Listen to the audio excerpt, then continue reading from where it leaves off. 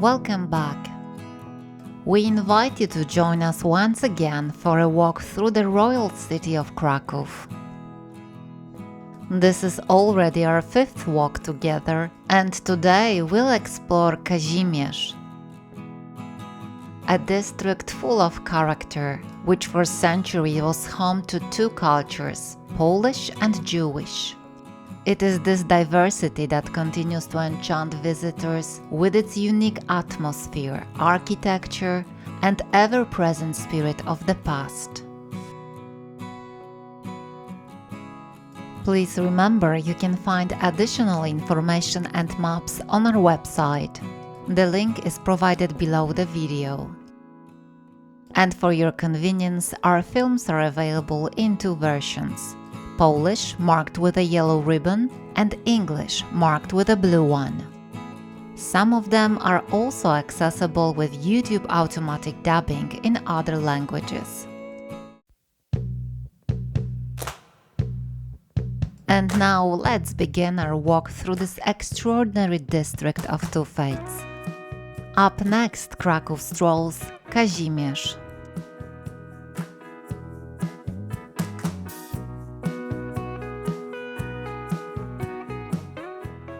Kazimierz, today one of Krakow's most atmospheric districts, was founded in the 14th century as a separate city.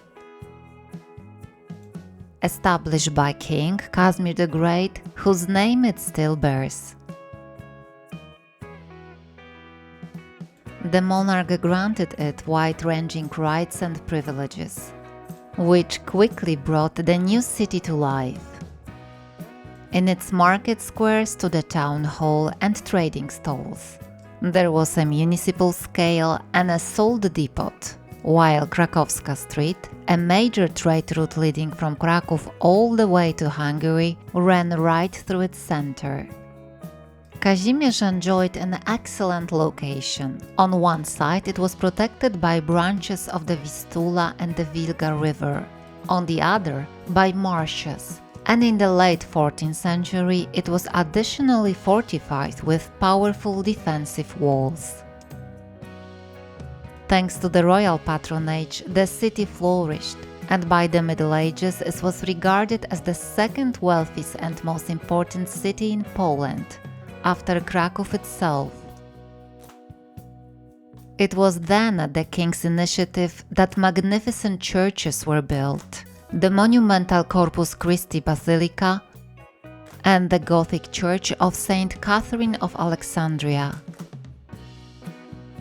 At the end of the 15th century, to the northeast of the market square, an autonomous Jewish quarter was established.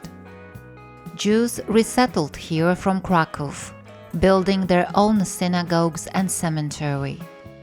Thus, Kazimierz became a place where two cultures and two faiths, Catholic and Jewish, lived side by side. The city's prosperity slowed in the 17th century, and the Swedish invasion dealt it a final blow, from which Kazimierz never fully recovered.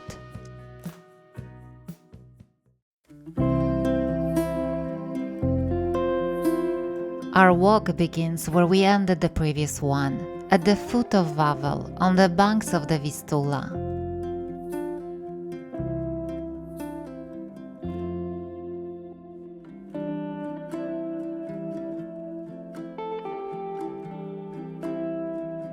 This time, as we follow the river, we head toward Kazimierz, with our first stop at a place deeply tied to Poland's history and Christian tradition, the historic Skałka. Today it's a small hill, but in the past it was a limestone outcrop covered with vegetation, full of caves and rocks, located just outside Krakow's walls, yet close to the royal residence. It was here in the Middle Ages that dramatic events took place which forever mark the history of Poland. According to chroniclers, Skałka was the site where Bishop Stanislaus of Szczepanów, later canonized in 1253 and venerated as one of Poland's patron saints, was killed.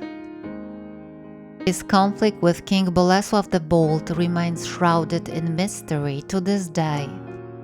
The medieval chronicler Gallus Anonymus wrote that the bishop openly opposed the king, accusing him of cruelty toward his subjects. Some sources even claim that Stanislaus placed the king under excommunication, a gesture both courageous and dangerous.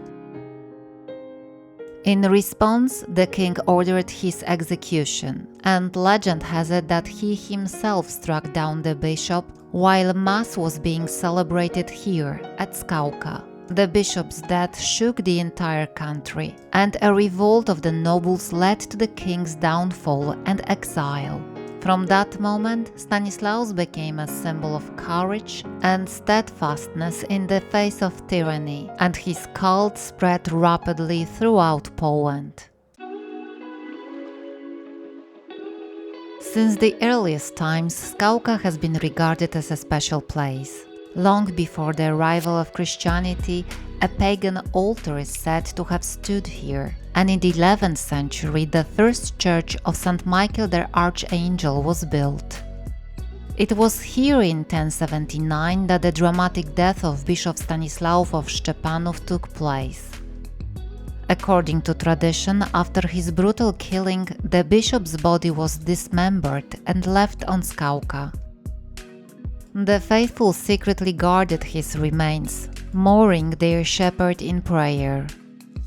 Then a miracle is said to have occurred. The torn pieces of his body were wondrously joined together again, restored the wholeness. In later centuries, when his tomb at Wawel was opened, the saint's body was reportedly found untouched by decay, entire and uncorrupted. For the faithful, this was yet another sign of his sanctity. For chroniclers of the time, it was proof that the martyr had become a patron of unity and the spiritual renewal of the nation. It was this miracle, along with other testimonies, that led to the canonization of Stanislaus in 1253 in Assisi. This was a moment of great importance. Poland, then divided into separate duchies, was given a patron who symbolically united the fractured land. From that time on, the cult of the saint became a bond linking all Poles, and his figure came to be seen as the protector of the entire kingdom. On the spot where the bishop's remains had been abandoned, a miracle spring gushed forth. For centuries, its waters were believed to have healing powers, soothing wounds, curing ailments of the eyes and skin, and offering health and strength to pilgrims who drank from it. Many carried the water home as their most precious relic. The spring still flows today, a reminder of the martyr's mystery and of a miracle's power said to heal not only bodies, but also the spiritual unity of the nation.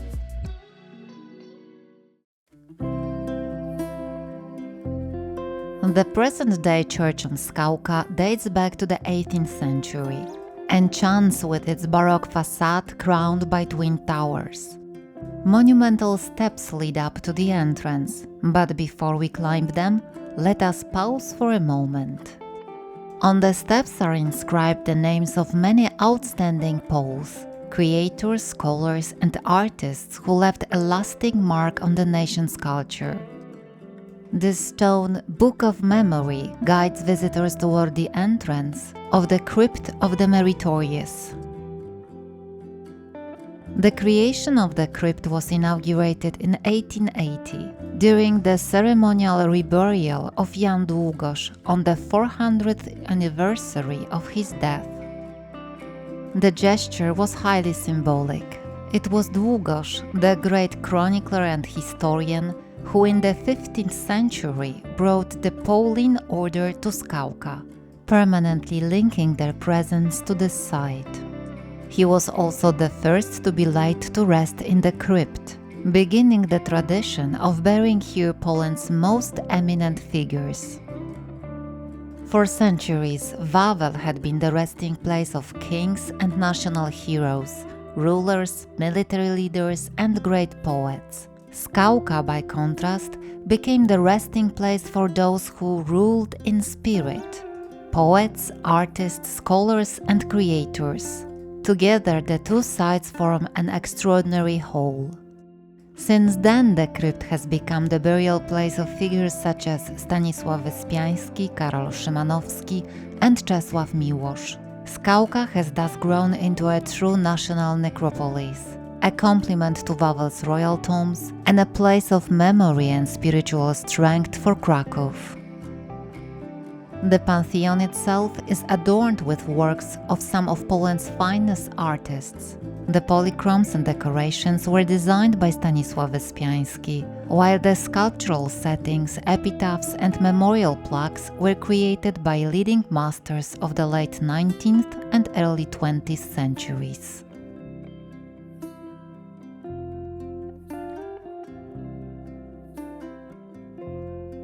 The interior of the church is filled with symbols connected to the cult of Saint Stanislaus.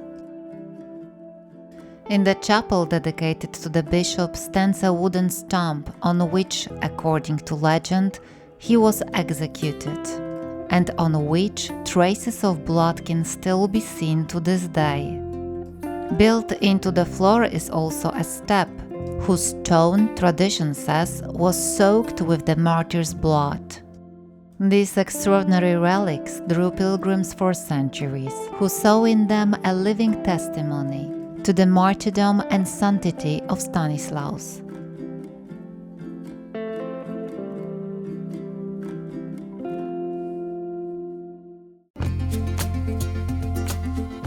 It's quite remarkable that while standing by one church, you can already see another. From the Baroque church on Skałka, your eyes are drawn toward the monumental Gothic silhouette of the Church of St. Catherine and St. Margaret, founded in the 14th century by King Kazimierz the Great. As you approach the church, notice the narrow covered passage stretching above the street. This corridor connects the convent of the Augustinian sisters with their oratory inside the church. It allows the nuns to attend services while remaining in full enclosure, without ever stepping outside or coming into contact with the outside world. Such walkways are common in old monasteries, symbolizing the divide between worldly life and the spiritual realm.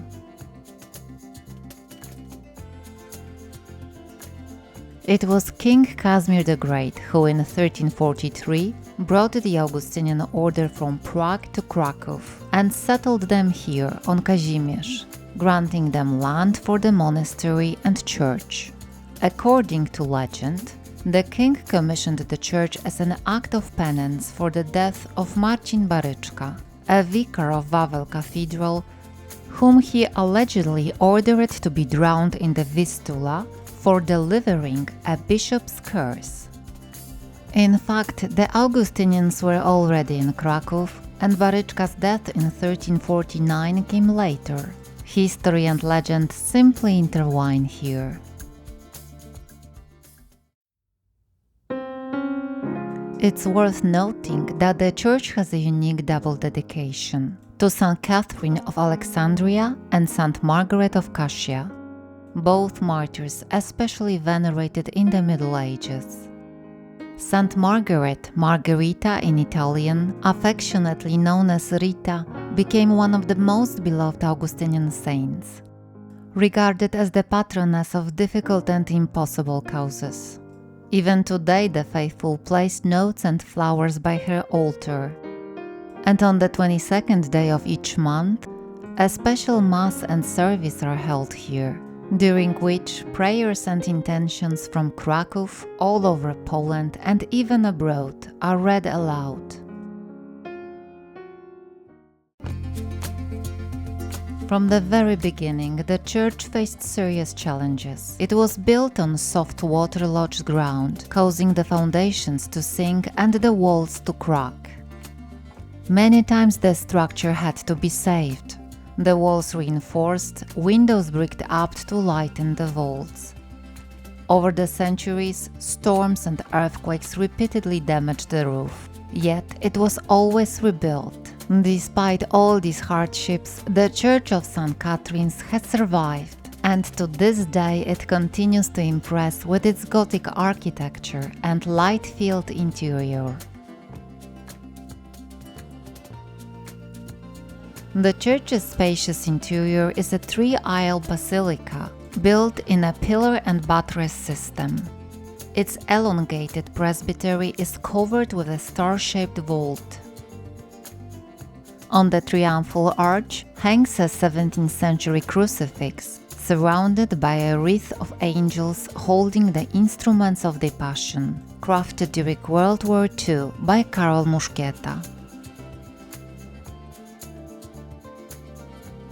Along the walls of the presbytery stand neo-Gothic choir stalls and a music gallery from the late 19th century. The multi-tiered main altar, dating from 1634, features in its central panel a painting depicting the mystical marriage of St. Catherine of Alexandria by Kraków artist Andrzej Venesta, framed by statues of Augustinian saints.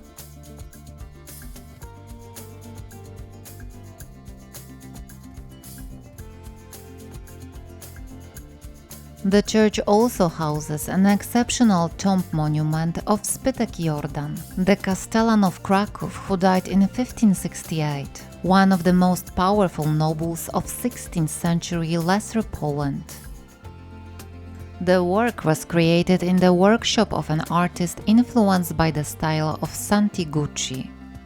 In the upper tier of the tomb lies a sculpture of Zbytek Jordan himself, shown in repose. Beside him, seated figures represent his father, Mikołaj, on the left, and his grandfather, Jordan of Zakliczyn.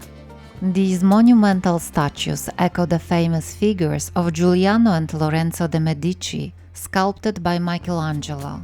In the lower section of the monument stand female figures, Zbytek's wives, as well as his mother and grandmother. The whole monument is a remarkable work of art and the Jordan family's mausoleum. To finish, take a look at the low bell tower standing next to the church. Its massive, compact form resembles a fortified tower more than a slender church spire. It was built in the 15th century and was never meant to be taller. The soft, marshy ground would not support a high structure. Despite this, it served its purpose for centuries, as the buildings of Kazimierz were once much lower, allowing the sound of its bells to carry far across the district.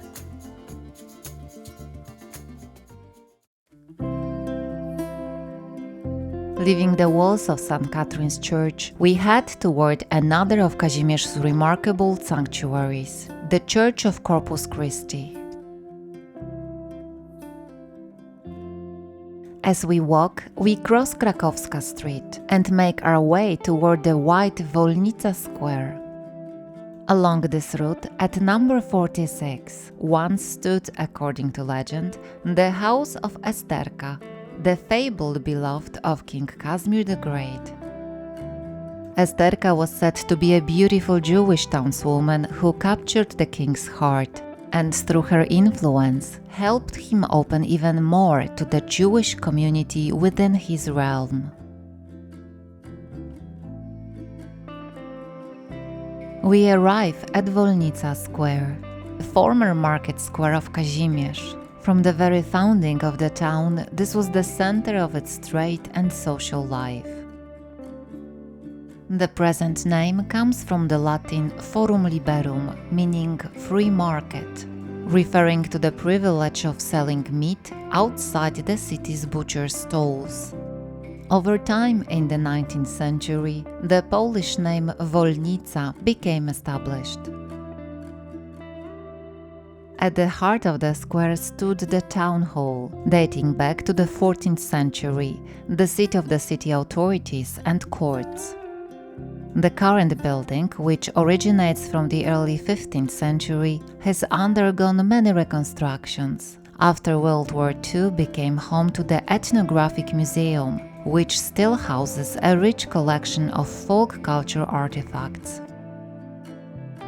While strolling through the square, take a moment to notice the charming fountain sculpture. Three Musicians by Bronisław Chromy, a delightful reminder of Krakow's vibrant musical traditions. From Wolnica Square, we head toward the northeastern corner of the former market, where one of Kazimierz's most magnificent churches stands, the Church of Corpus Christi. Like St. Mary's Basilica in Kraków, it served as the parish church of the city, the main temple of the townspeople. It is no wonder, then, that it enjoyed the special care of the city council and the wealthy patriciate, who generously supported its growth and decoration. The origins of this church are shrouded in legend. According to tradition, its construction was inspired by a miraculous event witnessed by King Kazimierz the Great. A consecrated host, together with the monstrance, had been stolen from the Church of All Saints in Kraków during the octave of Corpus Christi. When the thieves discovered that the monstrance was not made of gold, they threw it away, together with the host, into the muddy marshes near the village of Bawul. For days and nights, mysterious lights glowed over the site of the sacrilege. When Bishop Bodzanta learned of the event, he ordered prayers of atonement and then led the solemn procession of the faithful to the site. There, in a miraculous way, the monstrance with the host appeared, and the bishop carried it back in procession to the Church of All Saints. Construction of the new church began at the end of the 14th century. In 1405, King Władysław Jagiełła and Bishop Piotr Wyż brought here the canons regular of the Lateran, clergy who lived according to the rule of St. Augustine. Their order took its name from the Basilica of St. John Lateran in Rome, where the first community had settled. Coming from Kłodzko, the canons took over the Corpus Christi parish in 1412 and have cared for the people of Kazimierz ever since.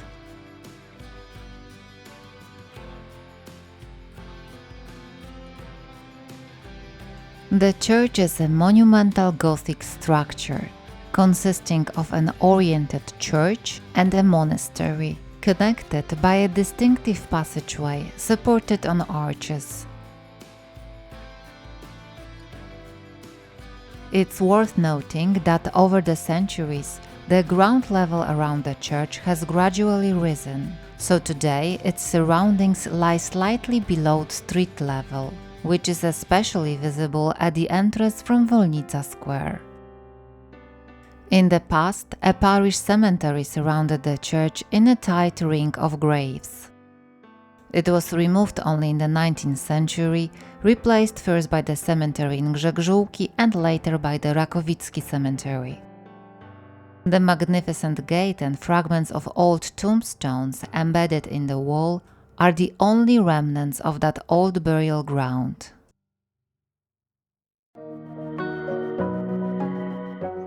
Crossing the threshold of the Church of Corpus Christi, we enter a monumental interior. A three-aisle structure with an elongated presbytery. From the very first steps, it impresses with the harmony between its Gothic architecture and Baroque decoration. In the main nave, attention is drawn to the numerous altars placed along the inner aisle pillars. All date from the mid and late 18th century, as does the pulpit shaped like a ship, a remarkably original masterpiece of wood carving. Its symbolism is rich. The ship itself is one of the oldest symbols of the church, rooted in the Gospels. The sirens beneath the pulpit represent sensual desires, the dolphins the soul's journey toward eternity, The hall bears the symbols of the evangelists, and the mast with its crossbeam symbolizes Christ. These late Baroque altars and the pulpit together give the interior its unique, deeply expressive atmosphere. Special attention should be paid to the mannerist choir stalls of the canons, situated beside the main altar. Their double seats are decorated with painted scenes from the history of the order and figures of Augustinian saints. They were created in the first half of the 17th century by two monastic artists, the woodcarver Stefan and the sculptor Maciej. At the center of the church rises the grand, richly gilded main altar, one of the finest examples of Kraków Baroque. In its middle section is Tomasz Dolabella painting The Nativity of Christ, also known as the Adoration of the Shepherds. Above it appears the Descent from the Cross, while monumental statues of the Old Testament prophets complete the composition. Interestingly, visitors today can still admire the altar in all its splendor. Just drop a coin into the box to illuminate it with spotlights and reveal every detail in full brilliance.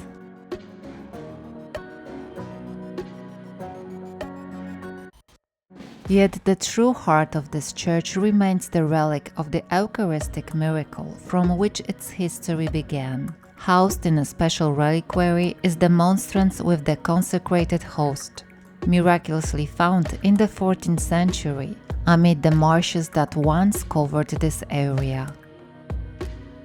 For centuries, this relic has drawn pilgrims here and remains the church's most precious treasure. We now move on to the Jewish part of Kazimierz. It was here in the southern-eastern section of the town that the Jews expelled from Kraków settled at the end of the 15th century. At that time, across much of Europe, Jewish communities were being driven out of cities and confined to designated quarters known as ghettos. The very word ghetto originates from Venice, from the name of the old foundry Ghetto Nuovo, where in 1516 the Venetian authorities ordered Jews to live. From there, the term spread to other cities across Europe. The first records of Jewish presence in Kazimierz date back to 1485. Over time, a true Jewish town developed here, surrounded by walls and stretching between what are now Miodowa, Starowiślna, Wawrzyńca, Józefa and Nowa streets. The Jews were primarily engaged in trade and crafts. Around Szeroka Street they built synagogues, ritual bathhouses known as mikvahs, as well as schools, a hospital and an old people's home. This street, once called the Great Street, was the beating heart of the district, alive with prayer, conversation and daily life. After the partition of Poland in 1800, the Austrian authorities ordered all Jews to leave Kraków and live only within Kazimierz. But just a year later, the Senate of the Free City of Kraków allowed them to settle and trade throughout the city once again. The walls and gates separating the Jews and Christian quarters were demolished, and Kazimierz became an open, vibrant and colorful part of Kraków.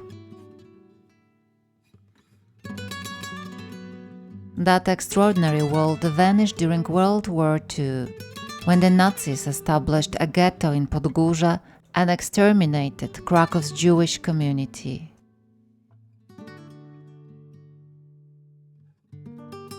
Yet today, walking through these streets, one can still feel the spirit of the past in the architecture, the old tenement houses, and the synagogues that have survived.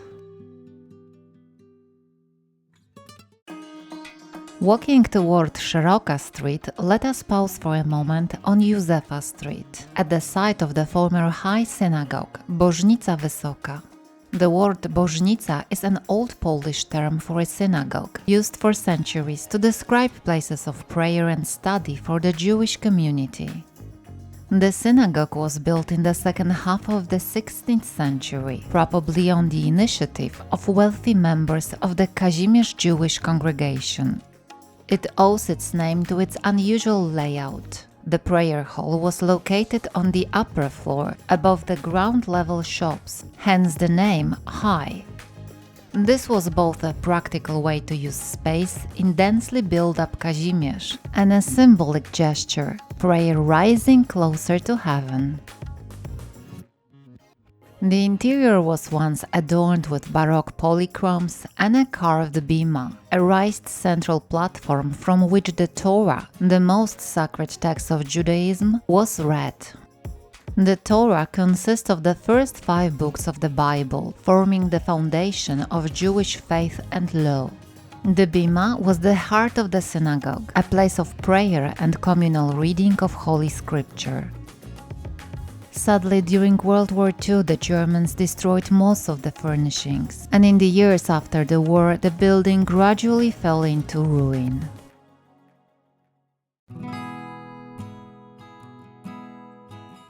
A little further on, at 42 Józefa Street, stands the Kowea Itim le-Tora Synagogue, one of the youngest in Kazimierz, built in the early 19th century.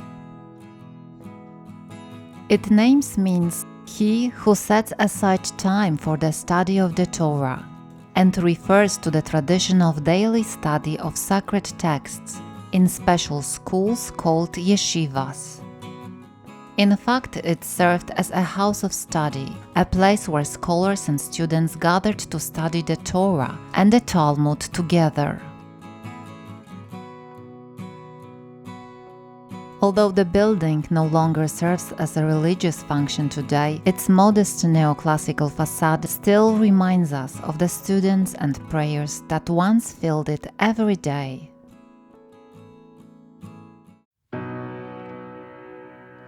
And so we arrive at Szeroka Street, the heart of the former Jewish Kazimierz. Once called the Great Street, it served as the main square and the symbolic center of this part of the city. Even today, it retains a remarkable atmosphere, a wide open space surrounded by low tenement houses, where traces of the old world can still be felt. On this street stands the Old Synagogue, the oldest surviving Jewish house of prayer in Kraków, also known as Stara Sztyra. It was built in the 15th century, probably founded by wealthy Jewish merchants from Kraków. Originally a small Gothic structure, it was rebuilt after a fire in 1557 by the Italian architect Matteo Gucci, who gave it its current late Renaissance form. For centuries, it served as the most important synagogue of the Kraków Jewish community. A place of prayer, meetings of the elders, and key religious and social decisions. During World War II, the Germans devastated the building and turned it into a warehouse. In 1943, 30 Poles were executed in front of the synagogue.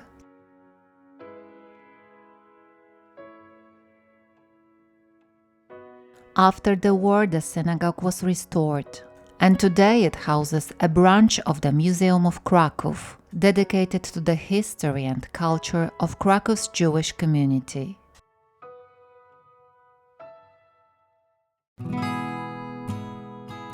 Continuing along Szeroka Street, we come to another important site, the Popper Synagogue, also known as the Small Synagogue.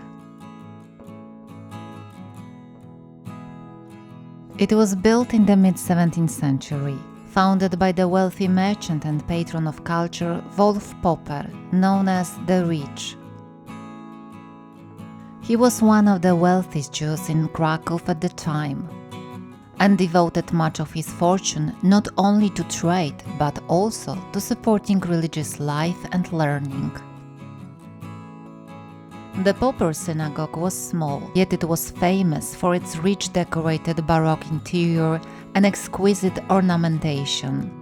Unfortunately, in the 19th century, part of its interior was destroyed, and during World War II, the Germans completely devastated the building. After the war, it was rebuilt in a simplified form. Today, it houses a Jewish cultural center and a bookstore, offering books, workshops, and exhibitions.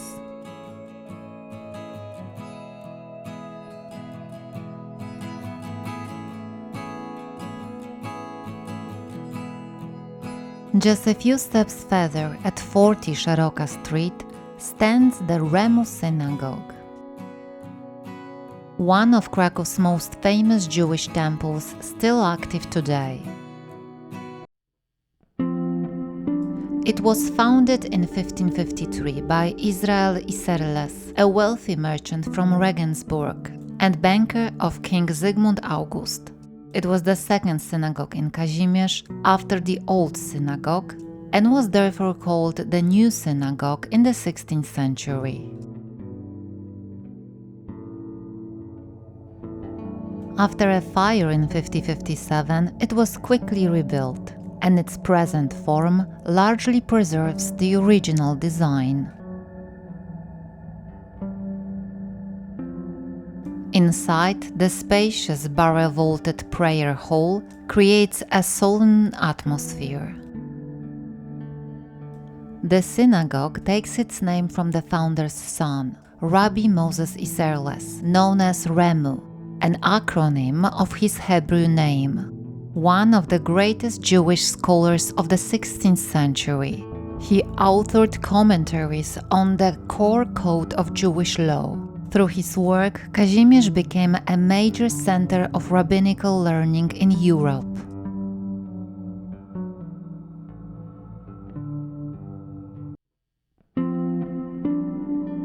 Right next to the synagogue lies the old Jewish cemetery, known as the Remuh Cemetery.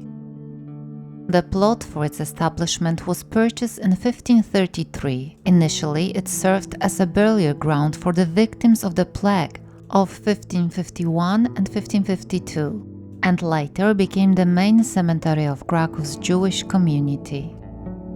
It is one of the oldest surviving cemeteries of its kind in Poland and in Europe. Despite the destruction caused by the Germans during World War II, many Renaissance tombstones may thought to have survived, richly decorated with symbolic motifs. Hands in blessing, pictures for Levites, stars of David, lions of Judah, crowns of scholars, and serpents entwined around physicians' staffs. On the tombstones, one can also see small stones left by visitors, a traditional sign of remembrance and prayer.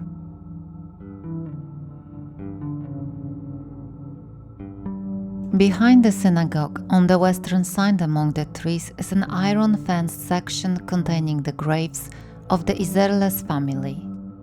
Among them stands the tombstone of Rabbi Moses Isserles, Remuh, venerated by Jews as a miracle worker. The Germans did not dare destroy it, fearing Remuh's curse.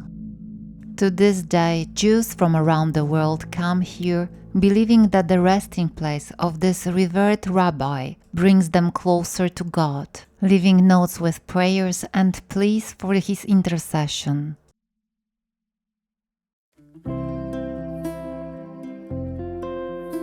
After leaving the Remuh Synagogue, take a moment to notice the bench of Jan Karski.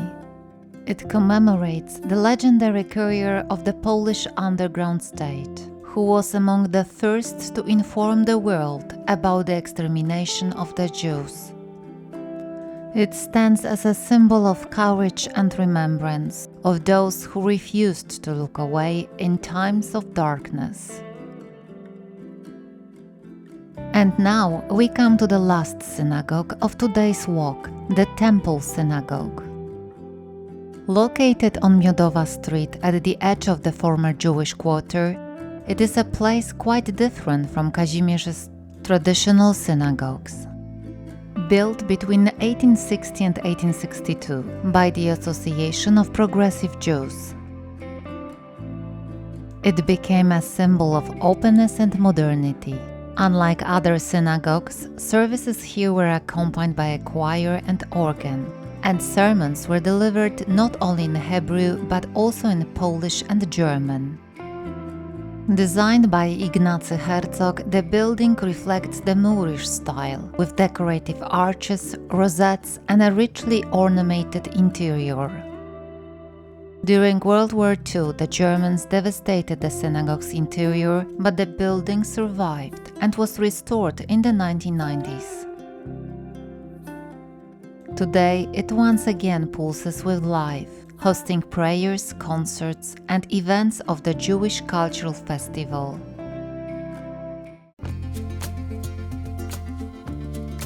From the Tempel Synagogue, let's head toward Plac Nowy, located in the very heart of Kazimierz.